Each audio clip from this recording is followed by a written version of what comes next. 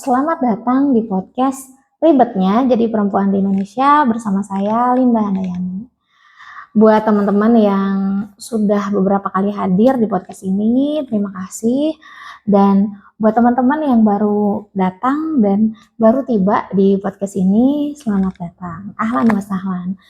Pada video kali ini, saya mau berbagi satu hal yang jadi keresahan saya dan mungkin jadi keresahan ibu pekerja di luar sana yang lagi struggling nih membantu kebutuhan finansial keluarga, tapi juga punya anak balita gitu ya. Saat ini kondisinya saya pun adalah ibu dengan dua balita. Yang satu sebetulnya memang sudah masuk 6 tahun, ya anak pertama saya. Yang kedua dia baru masuk usia 3 tahun. Dan biasanya kan gini ya, berdasarkan informasi gitu atau pelajaran yang kita dapat dari para ahli parenting, mereka menyebutkan usia 1000 hari pertama itu bagian yang sangat penting bagi anak-anak. Ada juga yang menyebutnya golden age. Golden age itu bikin kita jadi overthinking gitu. Gimana ya caranya biar kita tuh tetap bisa kerja, tapi bisa maksimal menemani anak-anak ketika menghadapi golden age-nya gitu kan. Pasti seperti itu. Kemudian juga negara kita kan belum mengakomodasi kesempatan kita untuk punya banyak waktu ya setelah melahirkan gitu. Kita hanya dapat cuti 3 bulan dan bahkan suami kita tidak dapat cuti. Belum kebijakan tentang cuti itu belum ada gitu.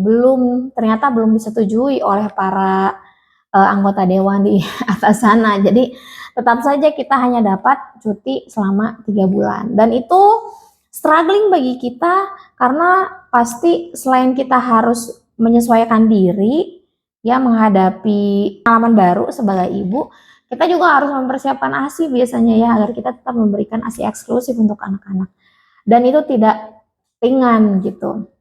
Apalagi menyesuaikan diri dari cuti ke melepas anak-anak gitu ya, mulai bekerja itu juga merupakan sesuatu yang pasti berbekas secara mental kepada kita para ibu pekerja gitu. Nah, saya ingin berbagi beberapa hal yang sekarang mulai membuat saya lumayan tenang gitu ketika menghadapi keinginan untuk balance antara keluarga dan pekerjaan. Ada beberapa tips atau hal yang bisa dicoba gitu oleh moms ketika ingin balance antara keluarga dan pekerjaan. Nah, ini dia tipsnya. Pertama adalah mengatur jadwal yang fleksibel gitu. Jadi alih-alih kita pengen strict gitu ya, punya jadwal yang 9 sampai jam 5 sore itu tek gitu. Jadwal kita itu harus diikuti, itu malah membuat kita jadi stres ya. Usahakan jadwalnya fleksibel biar kita bisa memberikan ekspektasi yang cukup bagi diri kita. Jadi karena kita kondisinya udah beda, nggak sama lagi dengan diri kita waktu kita belum nikah gitu, waktu kita belum punya anak. Jadi punya waktu yang fleksibel atau jadwal yang fleksibel itu bikin kita dapat mengurangi tingkat stres kita, dan itu bisa berdampak baik bagi kinerja kita di kantor dan bisa juga berdampak baik bagi perlakuan kita kepada anak-anak nanti. Jadwal yang fleksibel tuh kayak gimana? Kalau saya biasanya membuat patokan dari waktu sholat ya, misalnya dari pagi sampai duha ngapain, dari duha sampai zuhur ngapain, dari zuhur sampai asar apa yang dikerjakan, dari asar sampai pulang kerja itu apa yang dikerjakan. Jadi ada batch berdasarkan waktu sholat, dan itu lumayan efektif karena biasanya kemungkinan besar saat waktu sholat kita kan sebagai muslim ya, kita kan punya waktu jeda ya untuk istirahat gitu. Nah di waktu istirahat itu kita shifting dari satu pekerjaan ke pekerjaan yang lain gitu. Yang kedua, ini cukup menantang mungkin ya bagi orang-orang yang ada di kota besar, yaitu mendelegasikan tugas rumah tangga ke orang lain atau ke asisten gitu. di dalam kondisi kita susah gitu ya sekarang nyari asisten, kita bisa cari alternatif lain. Kalau ada asisten sih, Moms beruntung ya, dan semoga asistennya bisa terpercaya gitu ya, bisa mau membantu kita dengan jujur ya, baik, pekerjaannya bagus gitu. Tapi kalau suatu saat gitu misalnya asistennya belum nemu gitu, ya kita bisa pakai misalnya baju yang kita nggak bisa cuci karena itu ribet gitu, kita bisa pakai laundry. Kemudian makan ya, makan pun sekarang udah banyak GoFood gitu.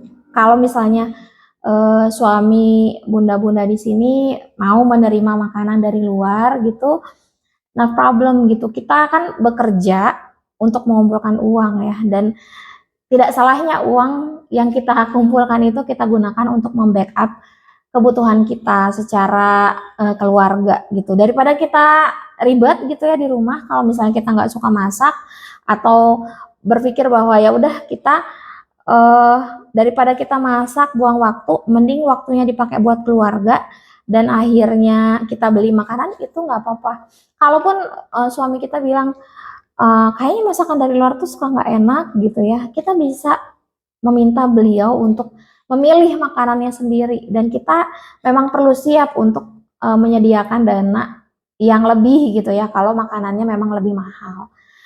But menurut saya itu worth it untuk mengganti gitu ya kualitas waktu kita untuk anak-anak gitu. Kalau memang kita nggak bisa handling masalah makanan gitu.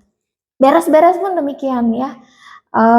Sometimes saya punya asisten rumah tangga yang dia hanya datang setiap hari Selasa dan Jumat gitu untuk beberapa pekerjaan yang memang detail gitu, kayak ngepel atau ngurusin hal-hal yang berkaitan dengan bebersih.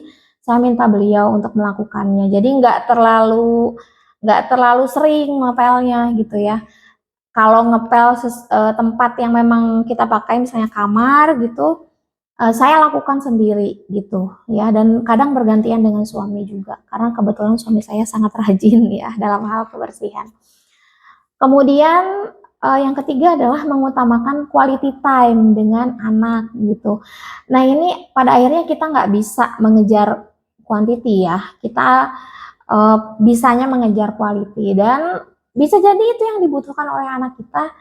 Jadi kadang gitu ya, seorang anak itu kan based on orang tuanya ya. Kalau anak kita kan dilahirkan dari kita, sudah jadi takdirnya untuk punya ibu yang bekerja. Allah pasti tetapkan bahwa mereka akan merasa cukup dengan quality time yang diberikan oleh ibunya gitu.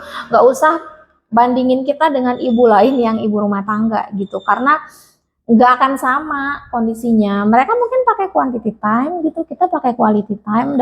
Nah, ketika kita mau berquality time dengan anak, berarti gadgetnya dilepas dulu. Kita bisa ngasih buku, misalnya kita baca buku, atau kita nyari printable gambar gitu, kita menggambar bersama. Atau kalau kita memang mau memiliki waktu yang spesial untuk anak ketika mengaji gitu, ya berarti waktu spesial itu digunakan untuk mengaji atau menghafal Al-Quran, bisa juga.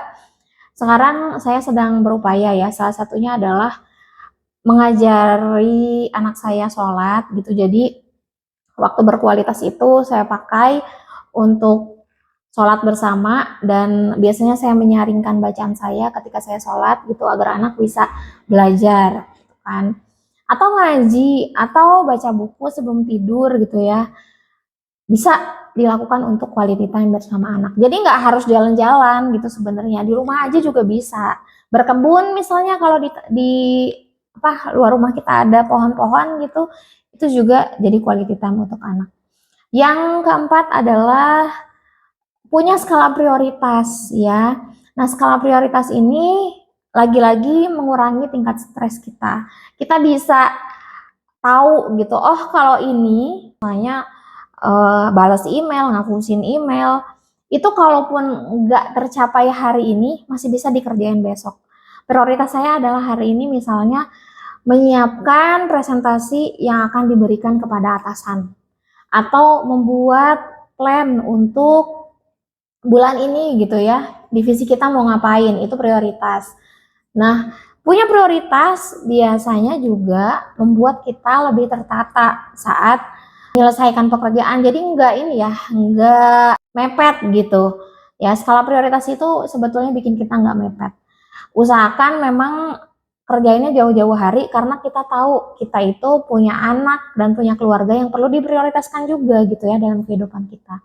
Jadi memang shifting dari kebiasaan yang menggunakan waktu luang yang banyak untuk hiburan itu dikurangin, karena memang tingkat stres kita berkurang bukan dengan menunda pekerjaan dengan hiburan gitu, tapi mengerjakan tugas yang sudah ada gitu, pasti berkurang stresnya ya. Kemudian yang terakhir, kalau misalnya mentok banget dan kita udah mulai stres, udah dampaknya ke anak-anak marah-marah gitu ya, atau udah dipertanyakan sama suami, ini bunda kenapa gitu, kita nggak apa-apa kok minta bantuan profesional untuk cek gitu kita tuh kenapa secara psikologis, karena memang seperti yang disebutkan oleh beberapa ahli ya, punya anak dan berumah tangga itu seperti naik pesawat katanya. Kalau tiba-tiba ada kecelakaan, yang diselamatin ya diri kita dulu gitu kan, bukan orang lain. Jadi kalau misalnya kita mulai ngerasa ada yang nggak baik-baik aja dengan kondisi psikologis kita, kita perlu kita perlu mendatangi profesional gitu ya, psikolog, untuk membantu kita. Semakin cepat semakin baik karena kita masih punya waktu yang panjang bersama anak, dan kita bukan orang yang sakit ya ketika kita misalnya aware dengan kondisi mental kita yang mulai berubah gitu, bukan orang gila juga gitu kan. Kita hanya sedang tahu diri gitu, tahu bahwa wah kita sedang tidak baik-baik aja. Kan waktu waktu sakit fisik gitu, misalnya sakit gigi atau demam, kita kan pasti datang ke dokter ya. Begitupun ketika secara mental kita kurang sehat gitu, kita bisa datang ke psikolog gitu ya.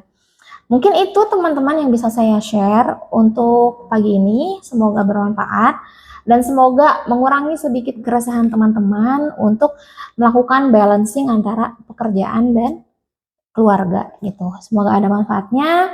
Kita ketemu lagi dalam podcast berikutnya. Sekian, wassalamualaikum warahmatullahi wabarakatuh. Dadah.